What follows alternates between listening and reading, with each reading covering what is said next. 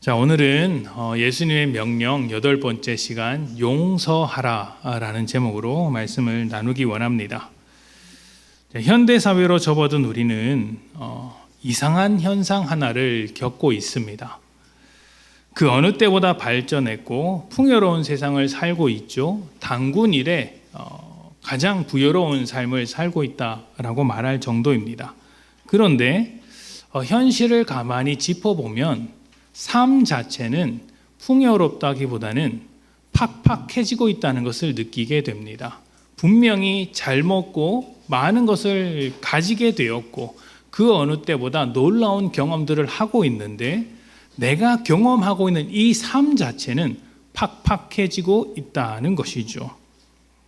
예전과 비교하면 조금 더 그런 것 같습니다.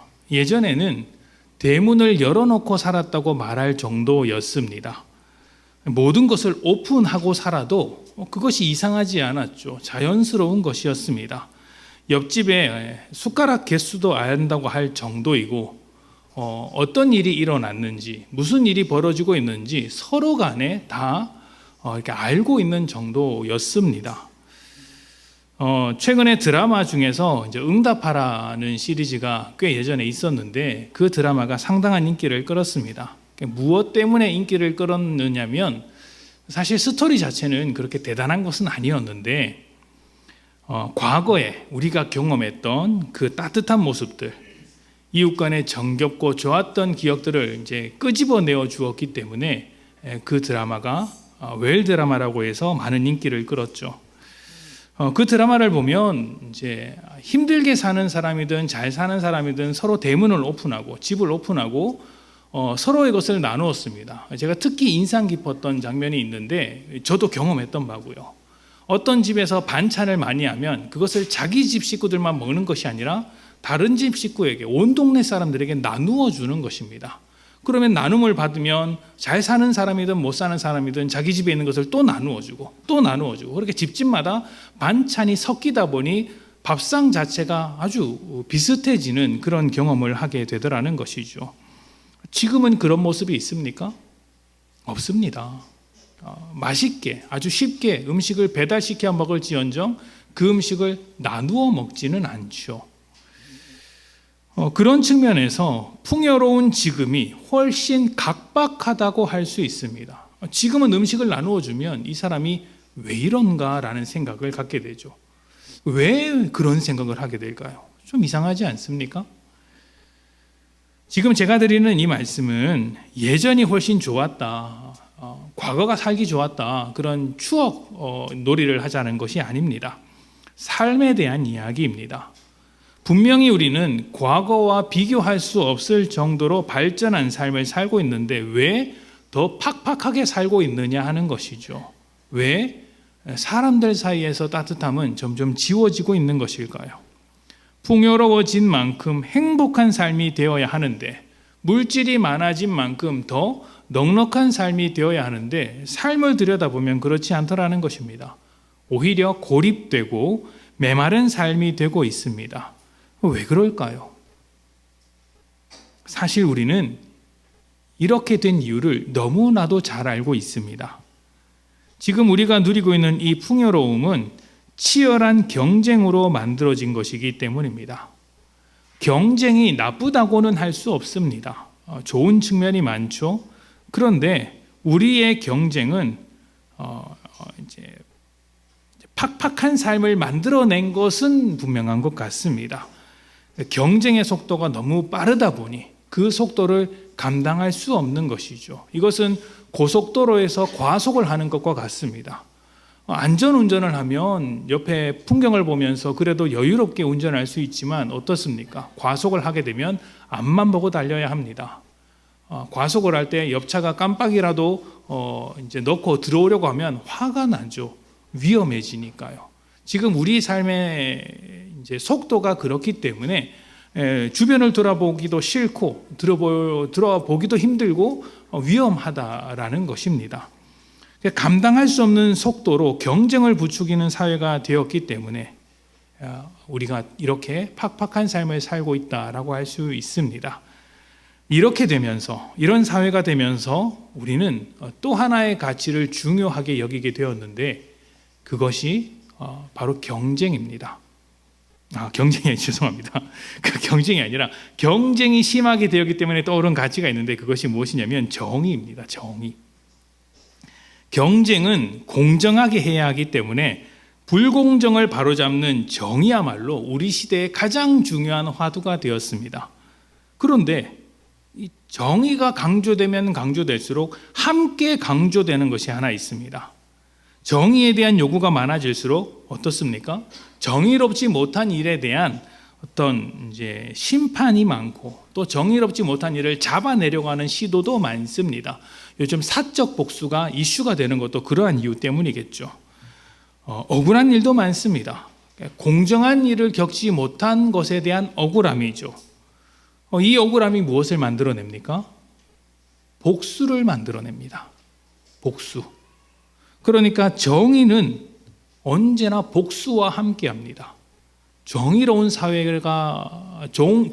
사회가 되고자 많은 사람들이 요구하고 있다면, 이 시대의 가치가 정의라면은 사람들은 또 한편으로 이 시대의 가치를 복수라고 인정하고 있는 것과 같습니다. 언론에서 강조하는 것만 봐도 그렇습니다. 복수에 대한 기사가 굉장히 많죠. 또 소설이나 드라마의 주제도 대부분 정의와 복수입니다. 사랑 이야기도 복수가 끼어 있지 않으면, 복수하는 내용이 아니면 재미가 없다고 합니다. 이게 어느 정도로 영향을 미치고 있냐면, 여러분 한번 가만히 보십시오. 사랑을 담아내야 할 가족도 정의와 복수라는 관점에서 해석을 합니다. 그러니까 가족이라는 가치가 정의와 복수라는 가치 아래에 있는 거예요. 그래서 남편과 아내를 두고, 부모와 자식을 두고 범죄한 자식이거나 범죄한 남편과 아내가 있으면 뭐라고 합니까? 이혼하라거나 이렇게 연을 끊으라거나 이런 이야기를 하죠. 그게 다 복수의 개념에서 시작된 것입니다. 사랑은 없죠. 이런 시대 속에서 믿는 자는 믿음으로써 굉장히 어려운 명령 하나를 받게 됩니다. 바로 용서입니다. 이 용서는 아무리 생각해도 어려운 주제입니다. 성경이 가르치는 중요한 가치 중에 하나가 바로 사랑과 용서인데, 그러다 보니 우리는 교회 안에서 너무 쉽게 용서를 말하는 경우가 없지 않아 있습니다. 이렇게 말을 하는 것이죠. 힘든 일을 겪은 사람에게 찾아가서, 그래, 힘든 것을 겪은 것이겠지만, 너무 힘들겠지만, 그래도 말씀에 원수를 사랑하라는 말씀이 있지 않느냐, 그 말씀에 순종해야 하지 않느냐, 이렇게 말을 하는 것입니다. 맞는 말입니까? 맞는 말입니다. 그러니까 맞는 말이에요. 그런데 맞는 말이라고 해서 다 할 수 있는 말은 아니죠. 이런 말은 용서로 가는 과정도 다 생략했고, 무엇보다 성경이 용서를 어떻게 다루고 있는지에 대해서 생각하지 않고 말하고 있기 때문에 맞는 말을 하는 것이지만 맞는 말이라고 할 수 없다고 할 수 있죠. 앞뒤 없이 용서를 요구하는 것은 또 다른 억울함을 만들어낼 수 있는 것이고, 또 때로는 용서라는 이름의 폭력을 행사하는 것일 수도 있습니다. 자, 그럼에도 불구하고 우리는 용서해야 하는 사람들입니다. 억울한 일이 있고 피해를 본 것은 맞지만 성경이 우리에게 용서하라고 말한 것이 사실이기 때문이죠. 말씀에 이렇게 되어 있습니다. 에베소서 4장 32절입니다. 서로 친절하게 하며 불쌍히 여기며 서로 용서하기를 하나님이 그리스도 안에서 너희를 용서하심과 같이 하라. 아멘. 골로새서 3장 13절과 14절에도 이렇게 이야기를 합니다. 누가 누구에게 불만이 있거든 서로 용납하여 피차 용서하되 주께서 너희를 용서하신 것과 같이 너희도 그리하고 이 모든 것 위에 사랑을 더하라. 이는 온전하게 매는 띠니라. 아멘. 이 두 말씀에서도 볼 수 있듯이 용서는 교회에게 주어진 명령이자 요구입니다. 여러분이 하나님의 말씀을 내가 좋아하는 것만 골라서 믿는 것이 아니라면 용서하라는 이 명령에서 벗어날 수 있는 사람은 아무도 없습니다. 그런데 문제가 뭐죠? 이런 명령이 아직 억울함에서 벗어나지 못한 나에게는 너무 가혹한 말씀이라는 거예요. 나는 아직 용서할 준비가 안 되었는데, 아직 나는 아픈데, 아직 나는 억울한데, 저 사람은 자기 잘못도 모르고 있는데 왜 내가 용서를 해야 하는가? 이런 답답함을 지니게 되는 것이죠. 예수님은 우리가 얼마나 억울한지 몰라서 이런 말씀을 하시는 것일까요? 안 그래도 힘든 우리에게 용서라는 또 다른 고통을 안겨주시는 이유는 무엇일까요? 용서는 우리를 향한 확실한 하나님의 또 예수님의 명령이시죠.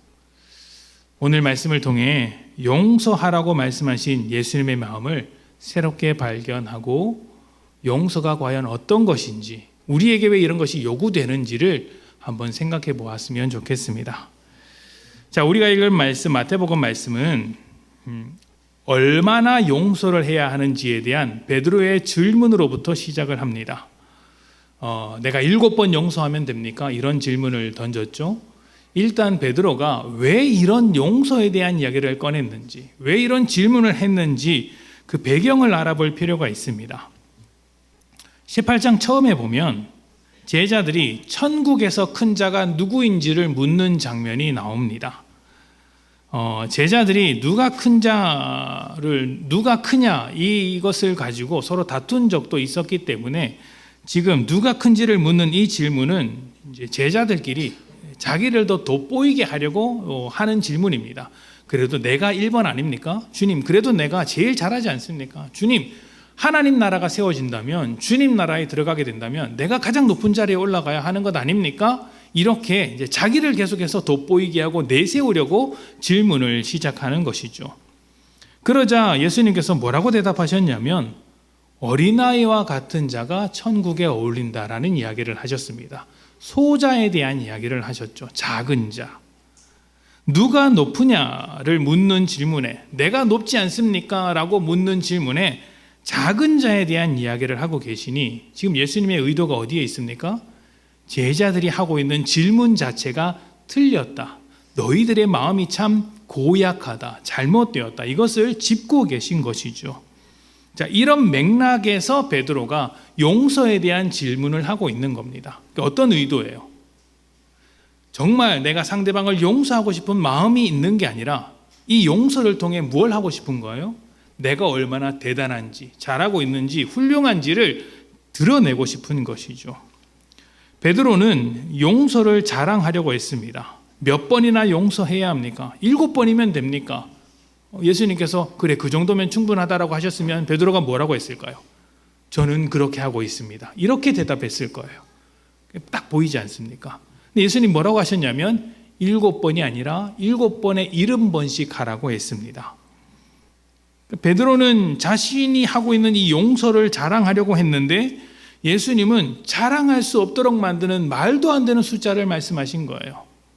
그냥 끝까지 용서해라. 용서할 수 없을지라도 용서해라. 그것에는 숫자가 없다. 네가 하는 용서는 용서라고 할 수 없다.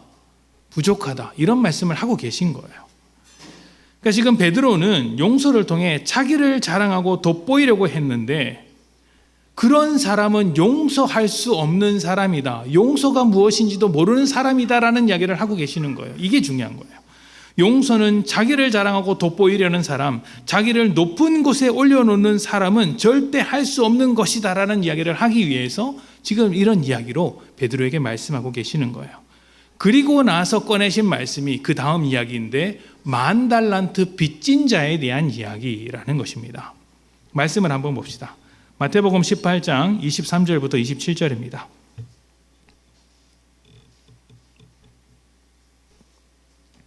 그러므로 천국은 23절을 잘 보셔야 합니다.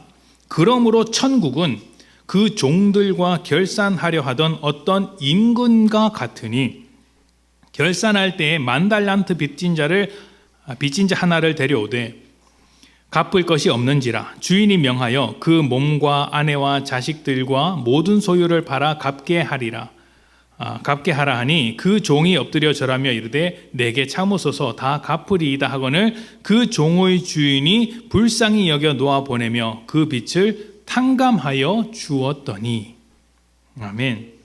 자, 예수님께서 용서에 대한 이야기를 이제 새롭게 시작해 주시는데 무엇이 진짜 용서인지, 어떤 사람이 용서할 수 있는 사람인지, 어떤 사람이 용서를 못하는 것인지에 대해서 이야기를 하고 계신데, 이 첫 시작이 어떻게 되냐면 천국은 그 종들과 결산하려 하던 어떤 임금과 같다라고 이야기를 하세요. 천국이 어떤 임금과 같다라는 것이죠. 지금 이 임금이 있지 않습니까? 이 임금이 곧 천국의 원리를 가르쳐주고 있다라는 거예요. 이 임금을 주목할 필요가 있어요. 앞에서 제자들이 천국에서는 누가 크냐 이 이야기를 하고 있지 않았습니까? 그래서 예수님이 천국이 이 임금과 같다라는 이야기를 하시는 거예요. 제자들은 더 높은 자리를, 더 커지는 것을 말하고 있다면 예수님은 이 임금을 통해 전혀 반대되는 것을 말하고 계신 것이죠. 이야기는 간단합니다. 임금이 빚을 돌려받으려고 했는데 빚진 자는 이 10,000달란트나 되는 돈을 갚지 못합니다. 능력이 안 되기 때문이죠. 이 1달란트가요, 여러분, 그 하루 노동자의 그 품삯으로 주어지는 게 한 데나리온입니다. 한 데나리온인데 이 한 데나리온의 한 6,000배, 600배, 6,000배일 겁니다. 6,000배가 되는 돈이 1달란트입니다. 그러니까 어마어마한 돈이죠. 2,000일의 그 연봉, 2년이나 20년 정도 되는 연봉이라고 할 수 있습니다. 그런데 10,000달란트인 거예요. 10,000달란트. 그러니까 한 사람이 감당할 수 없는 만큼의 빚인 것입니다. 못 갚는 게 당연하죠. 그래서 그 사람을 임금이 불쌍히 여깁니다. 빚을 탕감해 주죠. 문제는 이 사람이 그 뒤에 우리가 읽지는 않았는데요, 10,000달란트 탕감받은 사람이 밖으로 나가면서 또 다른 사람을 만나게 됩니다. 그 사람은 자기에게 빚진 자예요. 얼마나 빚졌냐면 이제 한 100데나리온인 거예요. 100일치 이제 한 그 품삯 3개월치 이제 월급에 해당되는 돈을 빚진 자가 있었습니다. 그 사람에게 찾아가서 빚 내놓으라고 막 이렇게 다그친 것입니다. 임금이 그 꼴을 보고 있으니 화가 나죠. 그래서 불러다가 그 사람을 감옥에 넣어버립니다. 마태복음 18장 35절입니다. 그리고 이 이야기의 결론인 거예요. 이렇게 이야기를 해놓고 예수님께서 이렇게 결론을 내리는 것입니다. 너희가 각각 마음으로부터 형제를 용서하지 아니하면 나의 하늘 아버지께서도 너희에게 이와 같이 하시리라. 아멘. 자, 이 말씀이 10,000달란트 빚진 자의 결론이고 베드로가 던진 질문의 결론이며 천국에서 누가 큰 자인지에 대한 결론입니다. 그러니까 좀 어려우시죠?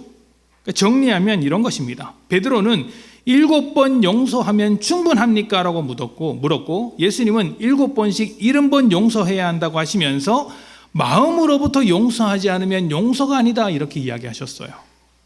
그러니까 몇 번 용서해야 하느냐, 이 정도면 충분해야 하느냐, 자기를 드러내기 위해서 용서하는 것은 용서가 아니다.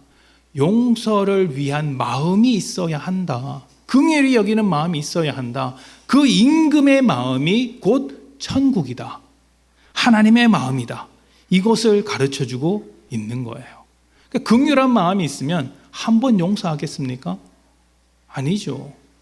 긍휼한 마음이 있는 한 계속해서 용서합니다.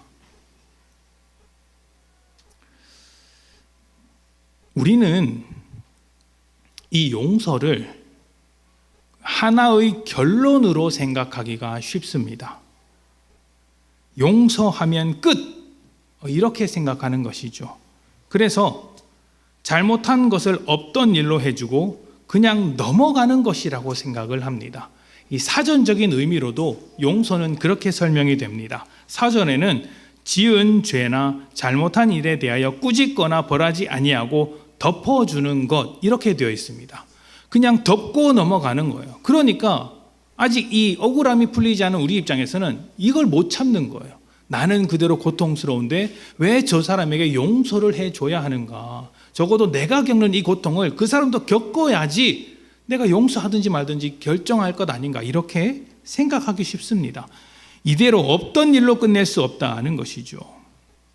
요즘 시대에 용서를 해주지 않는 이유도, 용서해준 사람은 힘든데 용서받은 사람은 너무 잘 지내는 꼴을 많이 봤기 때문입니다. 내가 당한 것도 억울한데 용서를 한 뒤에도 그 억울함이 풀리지 않고, 그래서 더 이상 용서하지 않는 사회, 용서를 쓸데없는 것으로 여기는 사회가 되어버린 것입니다. 용서보다 복수하는 것이 훨씬 더 정당해 보이더라는 것이죠. 그럼에도 성경이 용서를 요구하는 것은 하나님의 마음에서부터 출발하기 때문입니다. 하나님은 이 용서를 결론이라고 제시하지 않습니다. 여러분, 이게 이제 세상과 우리의 차이예요. 용서는 결론이자 끝이 아닙니다. 용서는 새로운 출발이며 새로운 방향을 제시하는 것입니다. 예수님께서 용서하라고 말씀하신 것도 그러한 맥락에서 읽어야 합니다. 이 출발과 방향을 어떻게 확인할 수 있을까요? 예수님의 십자가를 통해서 확인할 수 있습니다. 예수님께서 십자가에 달려 죽으실 때 하신 유명한 말씀, 우리가 잘 알고 있는 말씀이 있죠. 자기를 조롱하고 채찍질하고 또 죄가 없으셨으나 모함에서, 거짓 증거에서 십자가에 못 박았던 수많은 사람들을 향해 예수님께서 뭐라고 기도하셨냐면, 하나님 아버지, 저들을 용서해 주십시오. 저들은 자기가 무슨 일을 하는지 모릅니다. 저들의 죄를 사하여 주시옵소서라고 하셨습니다. 이 말씀은 예수님을 죽인 사람들을 향한 것이었고, 세상 모든 죄인들, 저와 여러분을 포함해서 하나님의 뜻을 따라 살지 않는, 하나님의 형상이면서도 하나님을 버리고 살아가고 있는 수많은 우상 숭배자, 자기 숭배자들에게 하신 말씀이기도 했습니다. 용서를 구한 것이죠. 그리고 이 용서가 무엇을 만들어내었습니까? 하나님과의 관계를 회복시켰고 우리를 구원했습니다. 구원이라는 건 여러분, 제가 예전에 침례 받을 때도 강조했고 성경 공부하거나 말씀을 전할 기회가 있을 때 늘 강조드리는 것인데, 구원은 무엇입니까? 구원은 천국 가는 티켓이 아니죠. 천국 가는 티켓입니다. 근데 천국 가는 티켓을 받은 것으로 끝나지 않습니다. 구원이 무엇입니까? 새로운 출발이에요. 이전 것은 지나가고 새 것으로 살기 시작했다라는 것입니다. 그래서 구원을 받았을 때 그때 침례를 받는다라는 말씀을 드렸죠. 출발할 때 나 출발한다 하고 하는 것이 이제 침례이고, 출발한다고 소리쳤으면 열심히 달려가야죠. 그러니까 구원은 출발입니다. 시작이라는 거예요. 그 뒤에 계속된 과정이 있다라는 것입니다. 우리가 구원을 두고 거듭났다라는 표현도 사용합니다. 거듭났다라는 것은 이 표현에서 알 수 있듯이 하나님의 자녀로 태어났다라는 것 아닙니까? 태어났으면 성장해야 합니다. 우리가 교회 안에서 훈련받고 목장으로 모이고 나누고 또 삶에서 다양한 일을 겪게 되는 것은 하나님께서 목표로 삼으신 그 거룩한 자리까지 우리가 성장하도록, 우리가 완성되도록 하나님께서 인도하시는 것이고, 그렇게 인도하시기 위해서 구원하신 것입니다. 구원으로 시작해서 완성으로 나아가는 것이죠.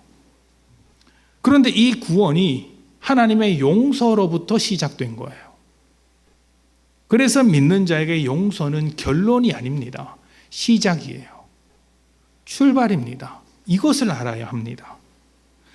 잘못을 없이 하고 끝나는 것이 아니라 새로운 인생이 되기 위하여 출발하는 것, 이것이 용서라는 출발인 겁니다. 하나님의 용서가 우리와 하나님과의 관계를 새롭게 만들었듯이 우리의 용서는 용서하는 사람과 용서받는 사람이 새로운 삶을 살도록 이끌어주는 것입니다. 이 출발과 방향을 용서라는 쪽으로 잡는 거예요. 우리는 용서를 내가 용서해야 할 어떤 대상을 두고 결정할 때가 많습니다. 그러니 어떻습니까? 힘들죠. 억울하죠. 여러분 한번 생각해 보십시오. 예수님께서 그 말씀하신 기도가 정확합니다. 죄인들은 자기가 무슨 일을 하는지 모르고 죄를 저지른다. 혹시 여러분에게 상처 준 사람들이 있습니까? 그 사람들이 왜 상처를 줬을까요? 내가 상처 주는 일이, 저 사람에게 나쁜 일을 하는 일이, 혹은 잘못된 일이 정말 잘못된 일이라고 생각해서 하는 것일까요?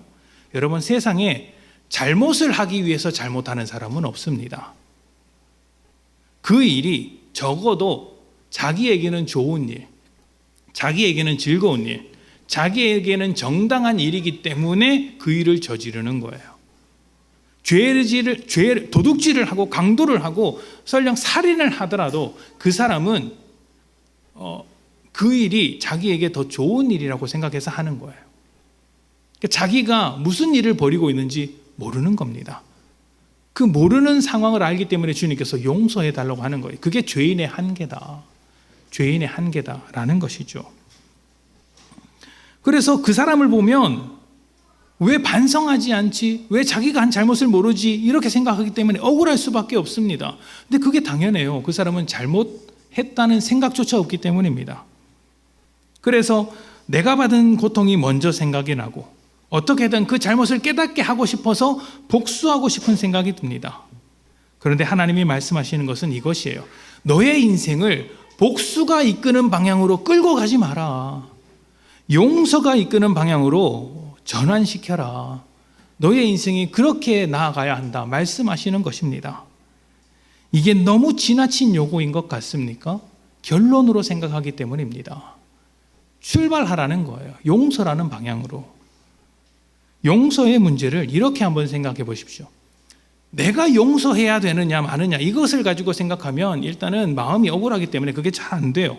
좀 차분하게 마음을 가라앉히고 여러분 자녀의 문제라고 한번 생각해 보십시오. 그러면 이해가 빠를 겁니다.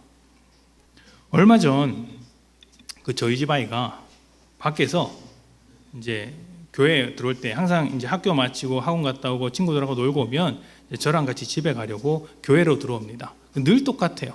들어오는 패턴이 늘 똑같습니다.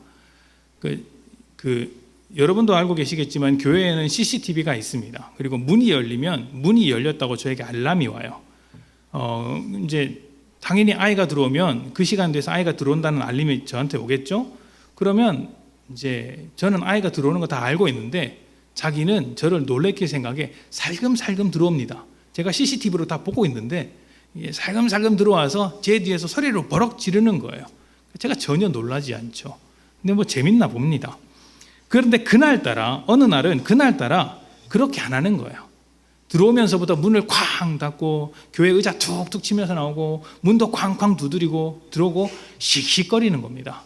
아, 무슨 일이 있구나 싶어서 이제 물어봤습니다. 너 왜 그러니? 무슨 일이 있니? 라고 하니까 이제 밖에서 좀 억울한 일을 당했다고 생각한 것 같아요. 자기가 차별을 당했다, 못 살게 굴더라, 형들이 나를 괴롭히더라 라는 것이죠. 제가 아이 얘기를 가만히 들어보니까 억울하다기보다는 아이들끼리 충분히 있는 일이고 솔직히 말씀드리면 좀 잘못한 것도 있는 것 같아요. 저희 집 자식이 말입니다. 그래서 제가 극티입니다. T. 그래 너 마음이 얼마나 힘들겠니가 아니고 거기다 대놓고 네가 잘못한 것이 있겠지라는 이야기를 이제 했습니다. 그러니까 얘가 울죠. 아차 싶었습니다. 달래주고 했는데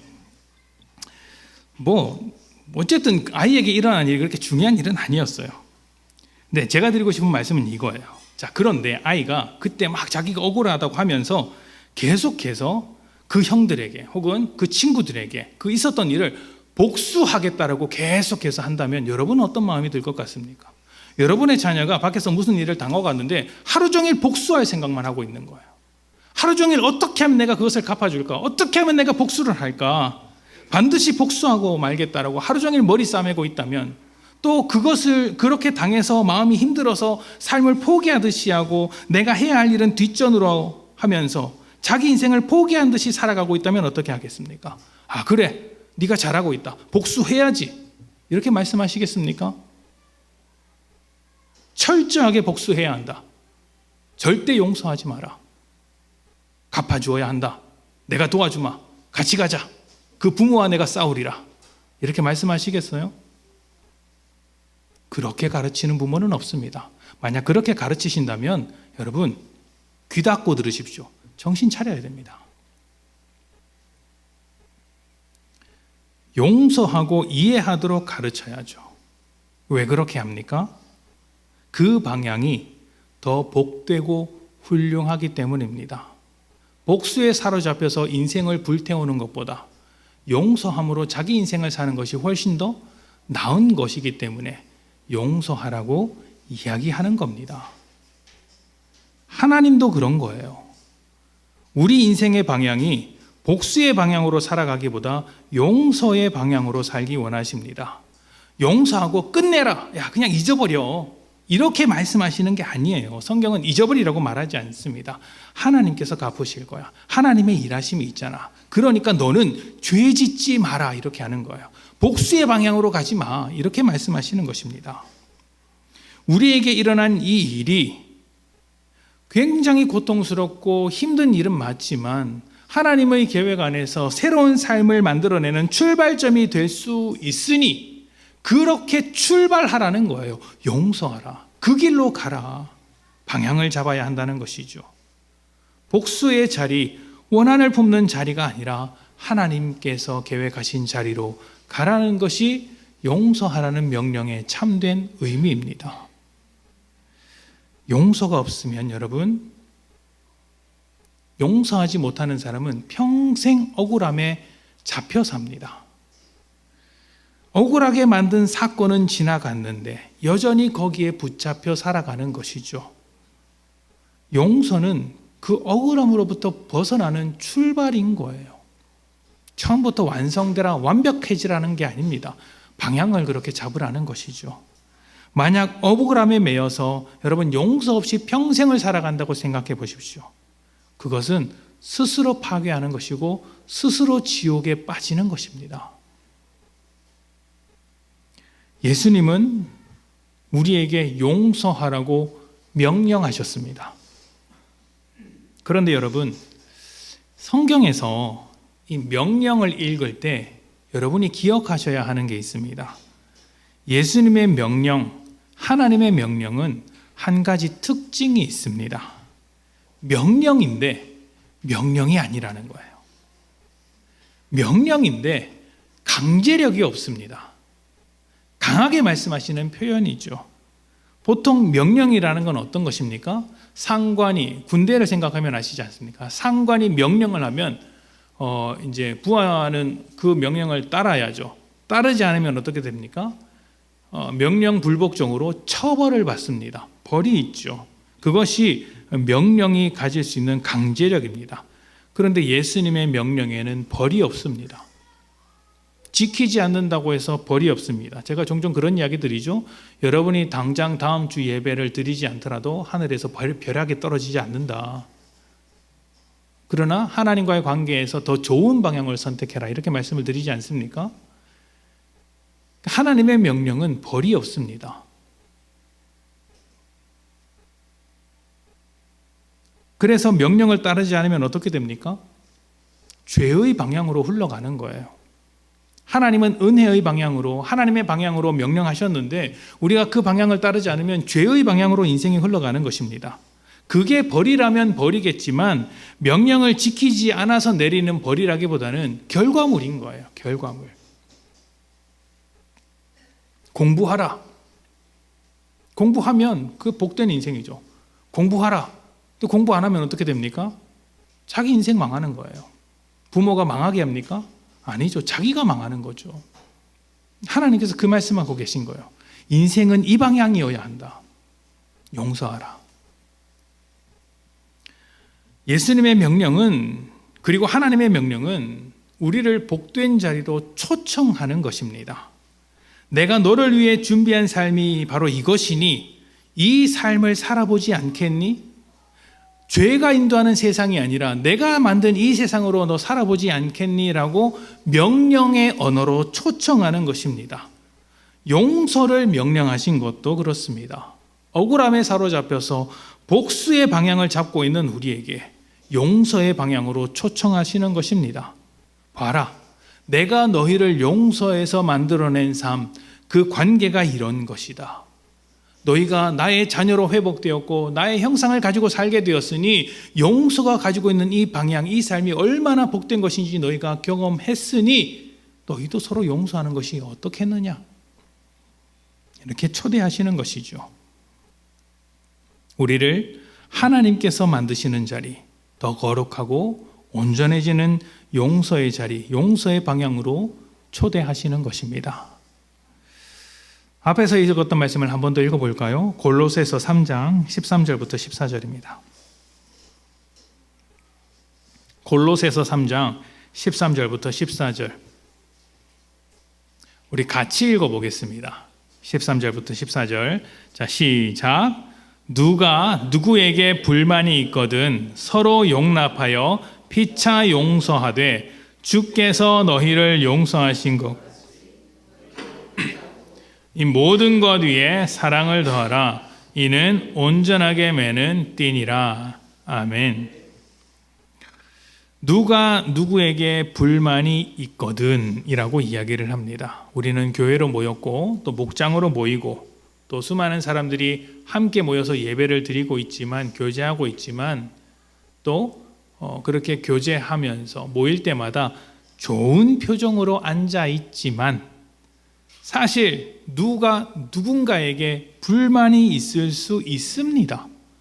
성경이 그것을 인정하고 있지 않습니까? 불만이 있다, 있을 수 있다. 어떻게 사람이 다 맞겠느냐? 없을 수가 없다. 뭔가 잘 맞지 않을 수도 있고 답답한 구석이 있을 수도 있고 저건 좀 아닌데 라는 생각이 들 수도 있다라는 것이죠. 그런데 어떻게 해야 합니까? 서로 용납하고 용서하라고 합니다. 답답하고 문제가 있는 그 사람을 고치는 것이 아니라, 내가 고치는 것이 먼저가 아니라 내가 용납하고 용서하는 게 먼저라는 거예요. 방향을 일단 그렇게 잡으라는 것입니다. 방향을 그렇게 잡아라. 하나님께서 그렇게 하셨죠. 우리를 먼저 용서하셨고 그 다음 우리를 변화시키시는 거예요. 우리를 먼저 구원하셨고 그 다음 의롭게 만드신 거예요. 우리가 의로움의 삶을 살면 구원해 주시는 게 아니라 우리를 하나님의 자녀로 삼으셨고 이제 하나님의 자녀답게 성장시켜 가셨던 것처럼 용서의 방향을 잡아라. 그리고 그 사람과의 관계를 회복시켜 가라는 것이죠. 방향입니다. 그때부터 우리를 변화시켜 주고 고치셨듯이 우리도 그렇게 하라는 것입니다. 그래서 여러분, 교회를 교회답게 만드는 것이 용서입니다.